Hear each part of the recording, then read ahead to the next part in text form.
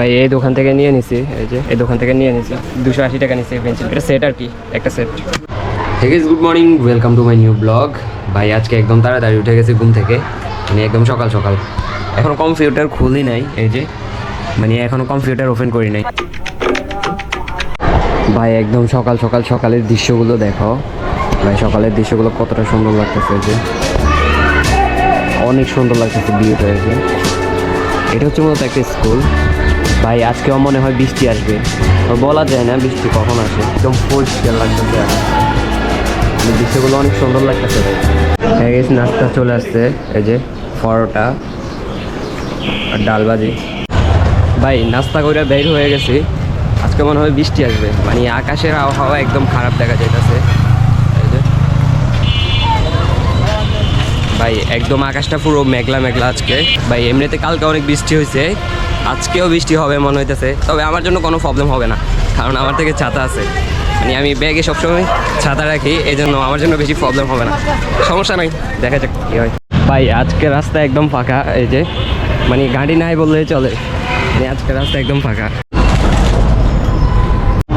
ভাই আমি বেশিরভাগ সময় এই পার্কটাতে আইসা বসি, এই যে পার্কটা একটু দেখো তোমরা, মূলত এটা হচ্ছে যাত্রাবাড়ি মোচরে এই পার্কটাতে আমি বেশিরভাগ সময় আইসা বসি।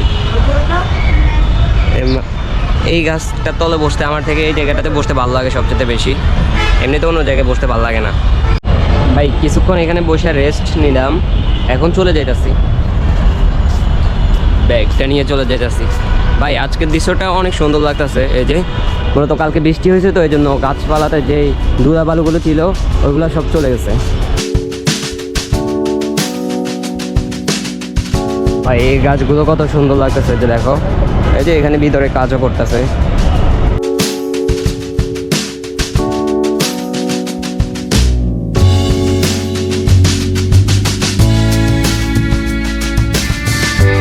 ভাই আমি মূলত আর্ট করার জন্য কিছু জিনিস নিব, ওই জিনিসগুলো এখানে পাওয়া যায় কিনা জানি না ঠিক, তারপরে দেখবো, খুঁজে দেখবো, যদি পাওয়া যায় তাহলে নিব। এই যে এই পাশে এগুলো সব হচ্ছে দোকান, মূলত যেটা খুঁজতেছি ওইটা পাই কিনা এটা দেখি। এই যে এই পাশে এগুলো হচ্ছে সব কাপড়ের দোকান, এই যে এগুলো সব হচ্ছে দোকান। আবার এই পাশে হচ্ছে মার্কেট আছে বড়, মার্কেটের ভিতরে ঢুকে দেখতে হইব। ভাই আর্টের জন্য পেপার নিয়ে নিচ্ছি, এই যে দোকান থেকে, এই যে আর্টের জন্য পেপার, যে এগুলো হচ্ছে সব হচ্ছে লাইব্রেরি। ভাই এই দোকান থেকে দেখতেছি 14 পিস, কত টাকা ভাই? 280। একটু খুইলা দেখান তো।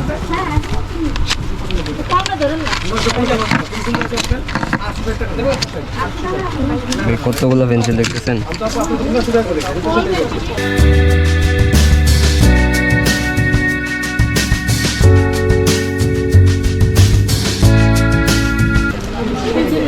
কমে রাখেন ভাই, না পাইকারি দাম 200 কত বলছেন? 80। 280 টাকা হলে তো বেশি হয়ে যাবে। এবার দাম বেশি। ভাই এই দোকান থেকে নিয়ে নিছি, এই যে এই দোকান থেকে নিয়ে নিছি 280 টাকা নিচ্ছে এই পেন্সিলটা, এটা সেট আর কি, একটা সেট। মূলত পেন্সিলের সেট নিয়ে আসছি, যে পেন্সিলগুলো লাগে আর্ট করার জন্য ওই পেন্সিলগুলো নিয়ে আসছি।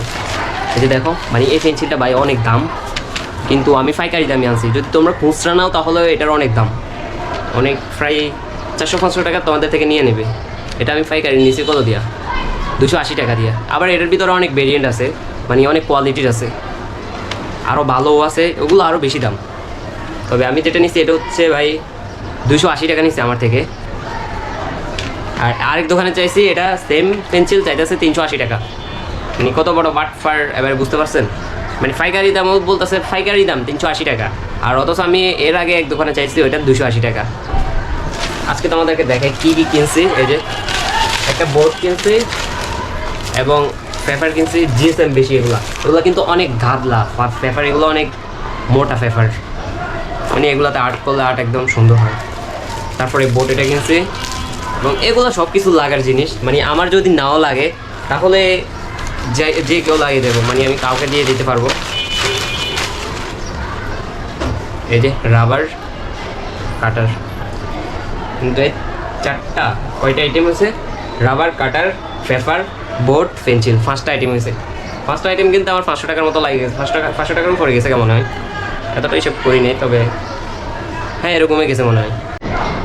তো গাইস ভিডিওটি কেমন লাগছে অবশ্যই একটা কমেন্ট করে জানাবে। আমি নেক্সট ব্লগে আর্ট নিয়ে ভিডিও নিয়ে আসবো।